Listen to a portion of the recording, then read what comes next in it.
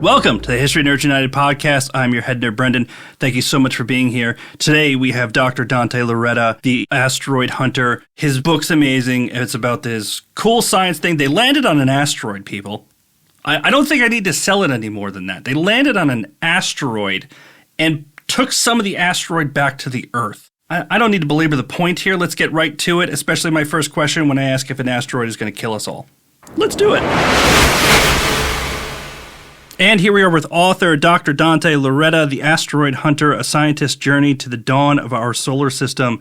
Dante, thanks so much for coming on. Thank you for having me. All right, Dante, I want to jump right into it. When is Bennu going to come and kill us all? Do I have time to knock some things off my bucket list? Great question. If you want to put a date on your calendar, it's September 24th, 2182. So just try to figure out if you're available that day, and you might want to change your plans. But all kidding aside, the odds of Bennu impacting on that date are very low, less than 0.05%. So I like to say you'd cross the street with those odds, right? But I like to ask the question, if you checked into a hotel and the desk clerk told you there's a 0.05% chance the building is going to collapse tonight, would you still stay there? You'd probably think twice about it. It's a big enough number that we should be doing something about it, and that something is the OSIRIS REx mission. I have to feel like if you go too deep into science, especially when we're talking about the solar system and everything like that, there's got to be a lot of anxiety as you're studying stuff like this. Just like, right, who's the first person that looked up and said, Bennu, oh, that actually might hit us? Absolutely. And I talk about this in the book. The moment for me was in 1994 when comet Shoemaker-Levy 9 was observed crashing into Jupiter. And this was an amazing comet. It did a close flyby of Jupiter the year before, and it was pulled apart into dozens of fragments. And the whole world watched as piece after piece of this comet just plunged into Jupiter's atmosphere. And it was a celestial fireworks show like we'd never seen before. That was the first time I got on the internet, by the way. So that's kind of a cool trivia. 1994, I downloaded the Mosaic web browser just so I could see the images of the comet smashing into Jupiter. And a lot of people paid attention, including the United States Congress. That's when the whole concept of planetary defense really started to take hold. And I thought to myself, I was like, I had always looked at the sky in awe and wonder, beautiful universe, to understand where we are. And then I was like, well, what are we going to do if that comet was coming for us instead? Because it would be a big mess here on the Earth. And really, the community has started to embrace that and think about ways we might be able to prevent that kind of natural disaster. Now, there is another asteroid in my research that I am just slightly concerned about, 5819 Loretta. That asteroid, I don't know, it's something about the name that just made me nervous. How about that one? Is that supposed to hit us at all? That one is fortunately in the main asteroid belt and with no chance of impacting the Earth at any point in the foreseeable future. It is named in recognition of a well-known planetary scientist, though. So, I mean, he sounds super cool. He has to be super cool to have an asteroid named after him, right? Thank you. Yeah, it's an honor. It's amazing to have my name attached to a celestial object. I know my family is very excited about it. And we have named a lot of asteroids after people who worked on the OSIRIS REx mission as a way to recognize their amazing contributions to this program.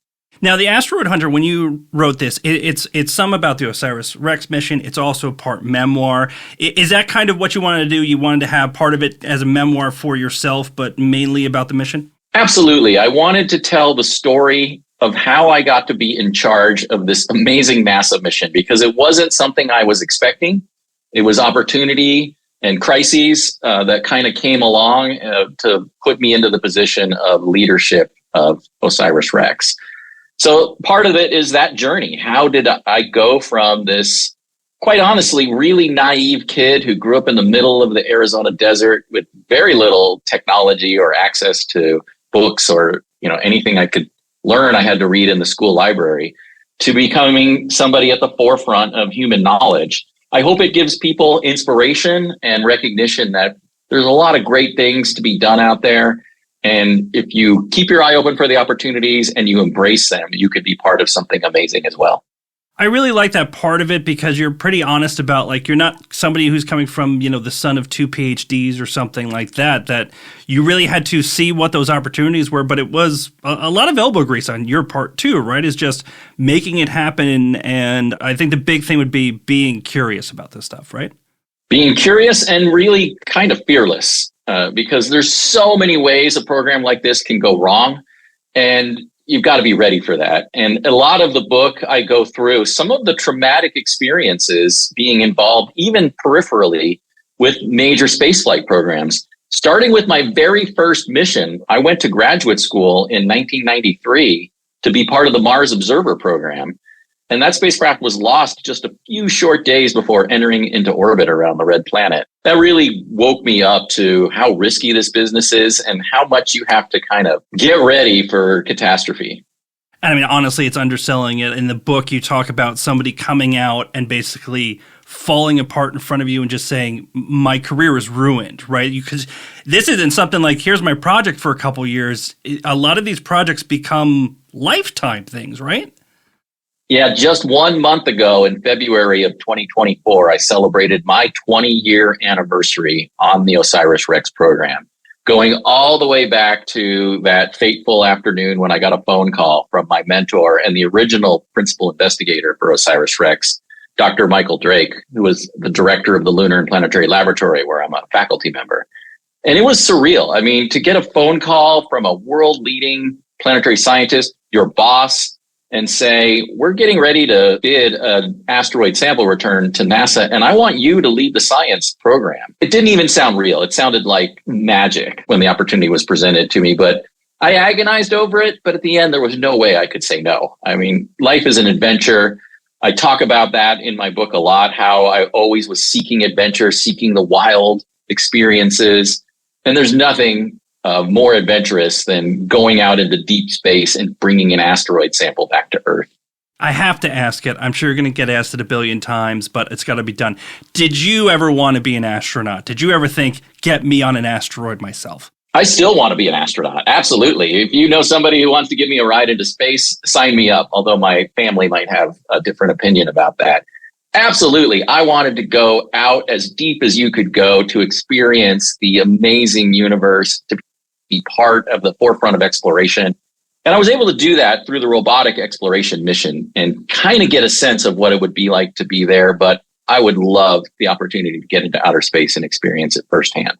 Well, if right now you had to put OSIRIS REx up there. So for an idiot like me, what was the actual mission of OSIRIS REx? What was it supposed to do, and what was it supposed to teach us? OSIRIS REx is a mission in NASA's New Frontiers program. People may be familiar with this program because it funded the first and only probe to Pluto, the New Horizons mission, and an orbiter around Jupiter, which is still in operation, called Juno. So NASA has these opportunities which are competitively selected on what's supposed to be a regular cadence. The OSIRIS REx mission is New Frontiers 3. We targeted a near-Earth asteroid named Bennu, and the goal was to send a robotic spacecraft to rendezvous with this asteroid, map it in great detail, primarily to select a location on the surface where we sent the entire spacecraft down for a brief, what we called touch and go sample collection. We had a long robotic arm. The end of that arm had a collector head, which is like an air filter.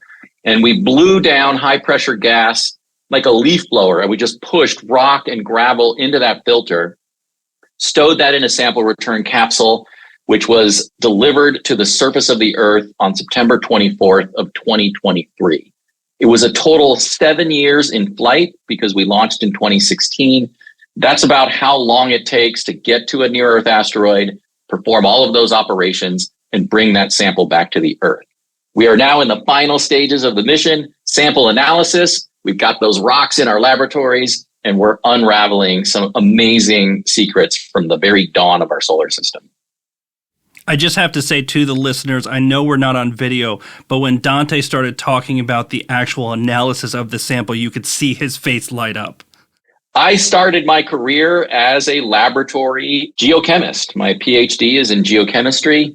I focused on meteorite samples, and I thought that was going to be my career. Before the OSIRIS REx opportunity came along, I was building a mass spectroscopy laboratory, analyzing trace elements in meteorites, and I was comfortable. It's a nice way to make a living. The risk is generally low because the meteorites land on Earth from outer space. All we have to do is go and get them. But the opportunity to take those skills and really design the optimum asteroid sample return mission to overcome all of the problems that we were encountering with our analysis of meteorites was just unbelievable. So that was the whole motivation. It took me 20 years to get the sample and get it in the lab to reach that point. I don't know that I would have signed up for this journey if I knew the timeline at that time in 2004. Well, you mentioned something, and I don't want to skip over it because, all right, number one anxiety-inducing thing within this book is the endlessness of space.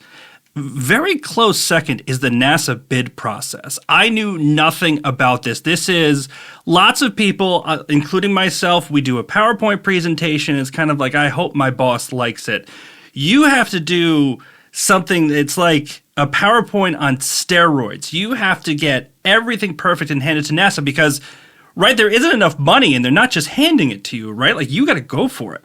That's right. These opportunities are rare, and unfortunately, they're getting rarer as time goes on because of some challenges in NASA's budget and the federal budget in general. And several dozen teams go after each flight opportunity. And NASA likes the competition, and I don't blame them because they get a lot of work done. A lot of early concept development is done by those teams as they're trying to convince the agency, this is the mission that you should fly.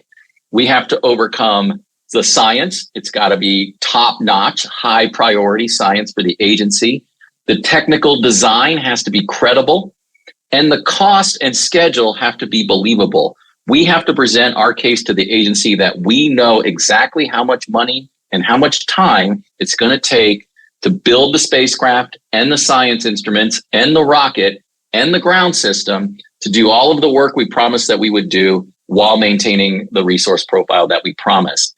It's grueling, and we lost twice. So we went in 3 times. The first 2 opportunities we were rejected, and you got to pick yourself up and you got to believe in this mission, and you got to believe that if you go one more time, you're going to win it.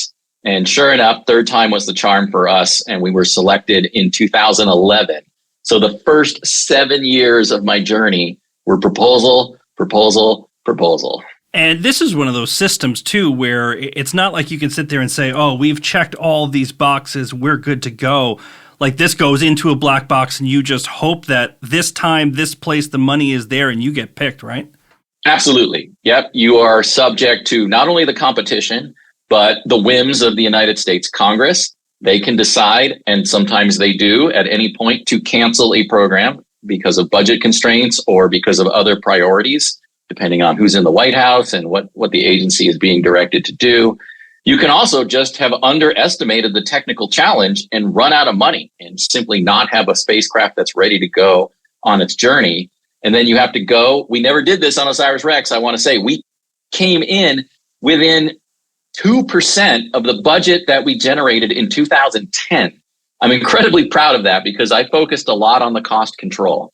But you don't know that is always going to be the case. Sometimes teams run into technical challenges and they have to go back to the agency and sometimes back to the Congress and ask for more money. I mean, these projects, you got to be both lucky and good, right? You have to have both of those hand in hand. You have to be lucky and you have to be good. I like to say you make your own luck by being very good at what you do. So you can reduce the risk enormously. And we spend a lot of our time on risk analysis and risk mitigation. So what does OSIRIS REx stand for? OSIRIS REx, that is an awesome acronym that captures the principal scientific objectives of the mission.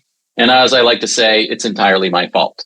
It was literally the very first thing I did when I got asked by Mike to be part of this program and got assigned the science investigation. As I went home and I wrote down 4 words, which I thought captured the driving scientific initiatives in asteroids. The first one is origins. That's our big O for OSIRIS REx. And we're talking about the origin of the solar system. How did the asteroids themselves form? how did the Earth form? Because we think these particular asteroids, Bennu was chosen because it looked very dark. We expected and have since confirmed very rich in carbon and very rich in water locked inside minerals called clays. So we're looking not only about the formation of the Earth, but the formation of the habitable planet that is the Earth, the water that's in our oceans, the air that we breathe, the molecules that make up all biology on Earth. The next one was spectroscopy. And I grew that to spectral interpretation because I needed some vowels to fill out my cool OSIRIS name. When we study the 1 million plus asteroids that we know about in the solar system, most of that is telescope data. And you gain a lot of information by looking at its spectra, which is how it reflects or emits light as a function of wavelength. Is it more blue or is it more red? Does it have a lot of green? Does it have infrared? And that lets you infer the mineral and chemistry that's on the surface of the asteroid. By bringing a piece back, we can confirm all of those telescopic inferences that we made. The next part of the acronym is resource identification. And when I wrote that down 20 years ago, I was really just showing off what a sci-fi geek I am, because I love stories about future space explorers, mining asteroids, using asteroids to terraform Mars, all that great stuff. And since then, as we developed OSIRIS REx, I saw a whole slew of companies come into existence with the stated objective of mining asteroids for economic value. They all went bankrupt. Another round came through. They've kind of gone, announcing a third wave of asteroid miners. And I'm optimistic at some point we're going to solve that challenge. And the data from OSIRIS REx are going to be profound in allowing us to turn that into a true economic activity. The second S is security. Bennu, by virtue of being accessible to a round trip, launch from Earth, collect a sample, come back, means it's in a very Earth-like orbit. So Earth-like, it goes right to your first question from this interview, the impact probability. It may, in fact, impact the Earth about 160 years in the future. And we want to understand its orbit very precisely, as well as its chemistry, its physical structure, so that if we have to deflect it, we'll have a lot of knowledge to help us design that mission. And then finally, the Rex, in addition to making it sound like a cool dinosaur, is the Regolith Explorer. Regolith is what we call the loose blanket of rock and dust on these airless body surfaces. And that's what we studied, and that's what we brought home. Now, there is a rumor I just made up that you named it that so you can call it Sexy Rexy. Is any of that true? Not too far from the truth. I really liked the Rex part. It was added a little bit later in the process as we moved into the higher category New Frontiers mission. And it was a kind of a joke. One of the team members threw out OSIRIS REx and we all laughed. And then I went home that night and I was like, that sounds really cool. And it sounds like a dinosaur. And everybody, when they think about dinosaurs, thinks about the asteroid that came in and took them out. So I just had to have that intellectual thread. And the Rex, Regolith Explorer, I call it a backronym because I really wanted the Rex, and I came up with a couple of words that would allow me to add it to the mission name. Now, from the science perspective, right, you're going to this asteroid because, and I may have mixed this up because, again, the science scares me. It's fun. But basically, like you said before, you want to go to this asteroid because you think it's going to tell us more about how Earth formed, how we got here. And you kind of have that as part of the interludes in the book, which is, right, could you kind of explain what the interludes in the book was for? Yeah, the interludes for me were a way to capture the cosmic imperative that I feel inside me to lead this mission, to spend 20 years thinking about literally nothing except getting rocks from the surface of an asteroid back to the Earth. And so it follows the story of two carbon atoms, both of which were formed in the interior of a star, which is where most elements in the universe are created due to stellar nucleosynthesis, nuclear reactions that create sunlight. And they were entangled, and they go through the history of the universe, and they get separated when they become part of our solar system. And one of those atoms is in Bennu, and one of them is in me, and they're trying to get back together. So I'm kind of like this puppet, so to speak, that's trying to get these two carbon atoms together. For me, it was a way to capture how I feel inside. Like, why am I so focused on this asteroid? Why do I feel like this is so important? It kind of made that tangible. And also a way just to kind of describe and add some detail to Carl Sagan's famous quote that we're all stardust. We are all stardust. All of us have these carbon atoms inside of us that were formed in the heart of a star billions of years ago. And I want people to just stop and appreciate that fact. It's like, wow, I'm here. I'm this collection of matter. I have a mind. I have desires and interests, and all of that somehow was created in the interior of a star at some point in time. To me, that never ceases to amaze me. There's a lot of amazing things in here, and I have to skip through it because otherwise it would just be a 6-hour podcast. One of the things that really amazed me is you're spending all this money, you're spending all of this time.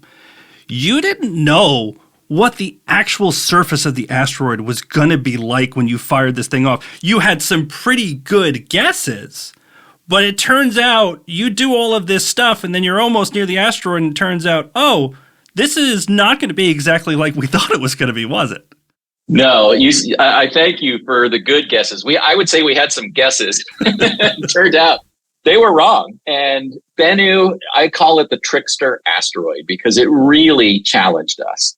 And particularly the nature of the surface. We had looked at telescope data, the Spitzer infrared space telescope in particular, the Arecibo planetary radar telescope. All of that information suggested a very smooth surface with roughness on the order of centimeters, just a fraction of an inch. And we thought this is great because we can get down to the surface. There's going to be nothing that might damage the spacecraft. There's going to be lots of loose material. We're just going to get in, get out, get the sample, and piece of cake.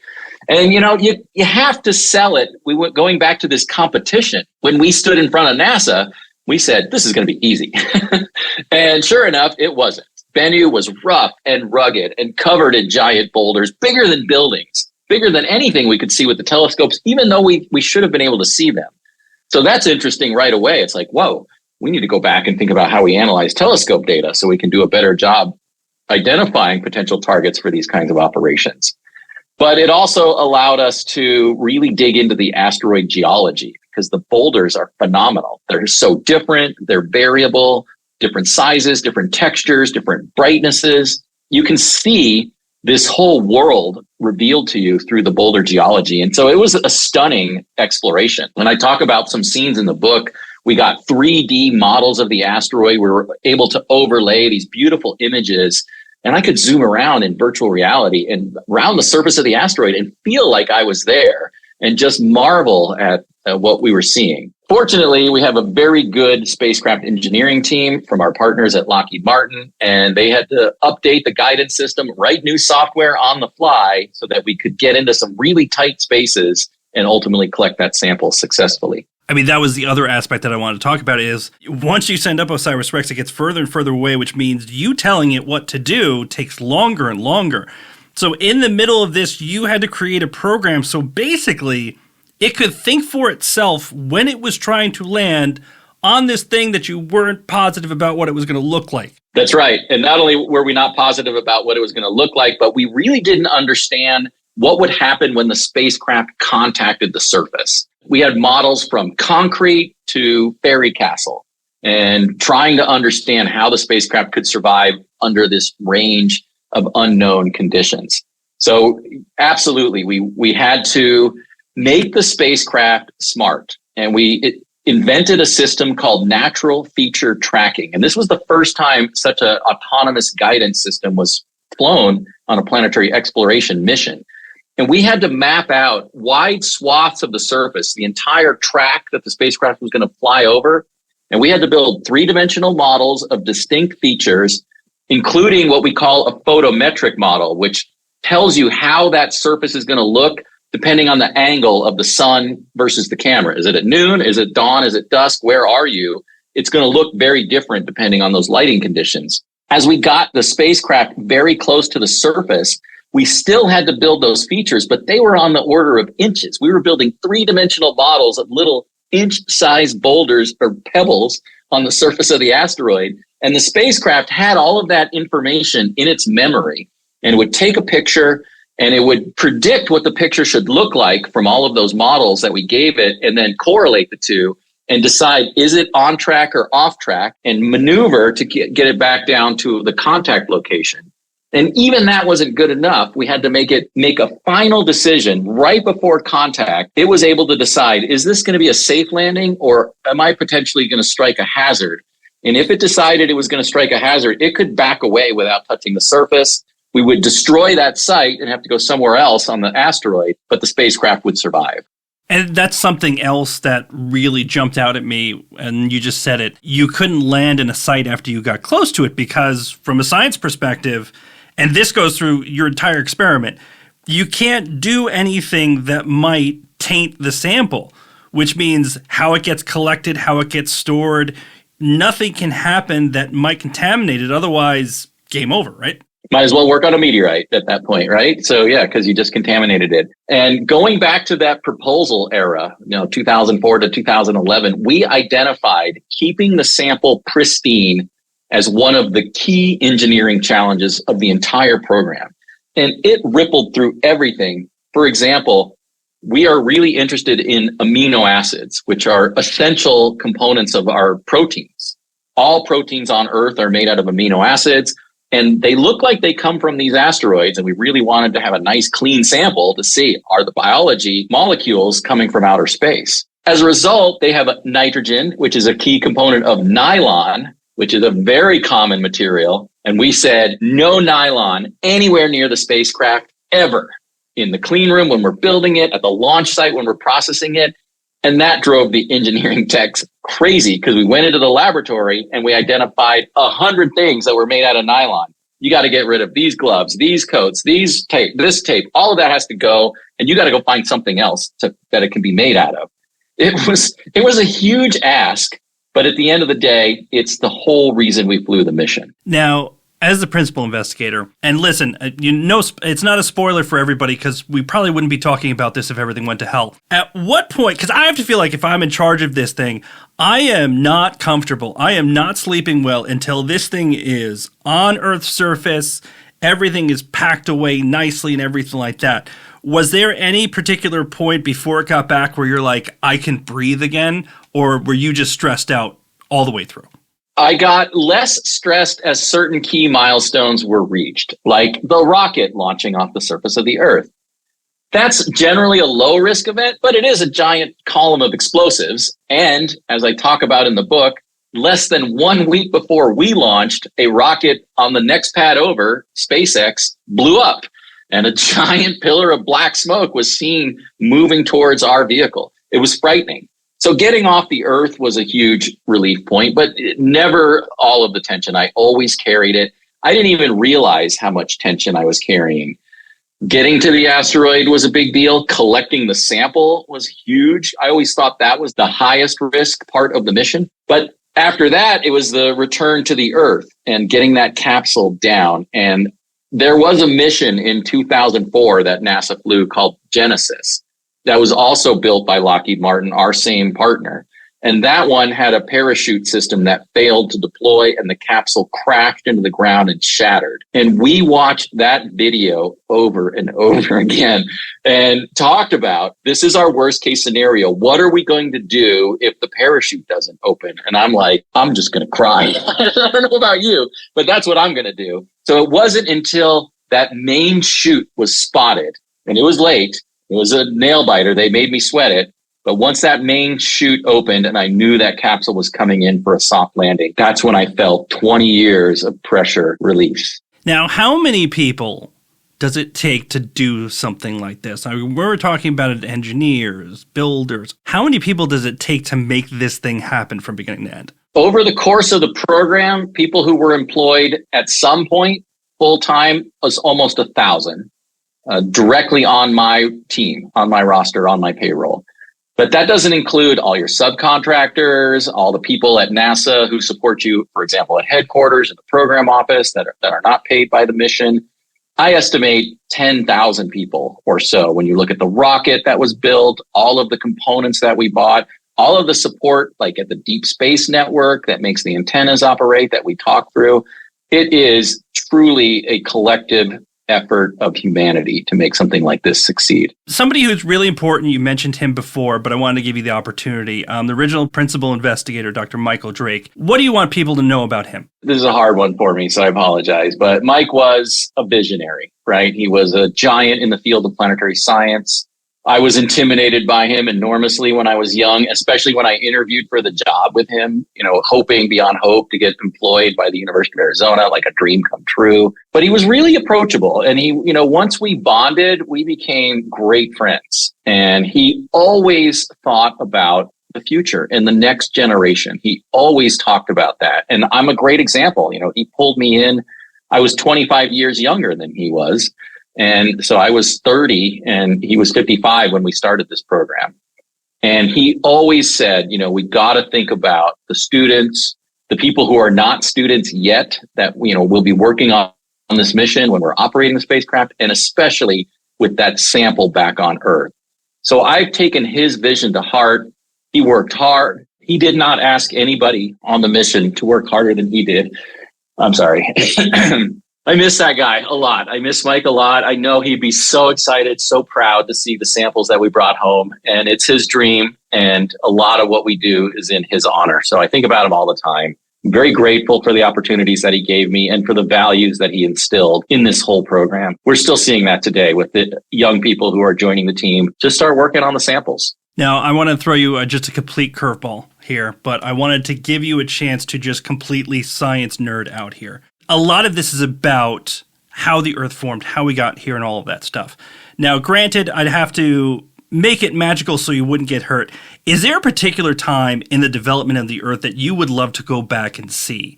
Anything in particular so you can answer certain questions that you can go back and see the development of the Earth? Is there just like a time where you're just going to be like, yes, the Jurassic period or something like that? Or am I asking too big a question? No, I would go back to the origin of life. I really want to see how do you go from a collection of inanimate matter to something that's alive? And that might not be an instant in time, right? It might be a progression, but I'd want to be there when the first thing that we could definitively say, this is alive, when that thing sprung into existence. What it is, I have no idea. Did it look like a virus? Was it just a strand of genetic material? Was it something we don't even use in biology anymore because it's been overcome by more efficient processes? So that for me is such a grand mystery. And that's where my intellectual effort is these days. It's looking at how can we understand the origin of life by looking at these carbon-rich materials from the dawn of our solar system. So absolutely, that would be the Archean era of the Earth, probably 3.8 to 4 billion years ago. Second to that, can I have a second choice? Absolutely, go for it. Second would be watching the Chicxulub asteroid come in and impact the Earth 65 million years ago and seeing what that really looked like, probably from the moon or orbit or something like that. But even orbit might not be safe under such a condition. So I would love to see that planetary event, kind of harking back to the Shoemaker-Levy 9 episode that we talked about earlier. Listen, Dante, I love the book, obviously, and there's all sorts of great stuff in here. But there are people who'll be like, Asteroid Hunter, like, there's history in here. It's science-y. People don't want to read that stuff because, that's the high school class that they took, right? If I sat one of those admittedly misguided people and sat them in front of you and they said, I don't know that this is for me, why should I read The Asteroid Hunter? What would you say? The Asteroid Hunter is an adventure story, plain and simple. It's a human story. It's driven by our desire to get out there and explore the unknown. And I hope it taps into these big questions that we all ask ourselves at some point in time, which is, where did we come from and what is our destiny? I think the book really tries to put that into a cosmic perspective. I hope it's accessible. It's a fun story. And anybody who just enjoys a rollicking adventure, I think will love this book. Dante, it's fantastic. Thank you so much for coming on. Thank you. My pleasure. And that's it for this episode. Dante, thank you so much. The Asteroid Hunter. Listen, this is for every single audience. It's cool. It's sciencey, but not too sciencey. Go out and get it. Trust me, you're going to love it. Hit us up, Instagram, Twitter, Facebook. Don't forget our new YouTube channel. Cool stuff going on over there. Until next time, nerds, stay cool. History Nerds United.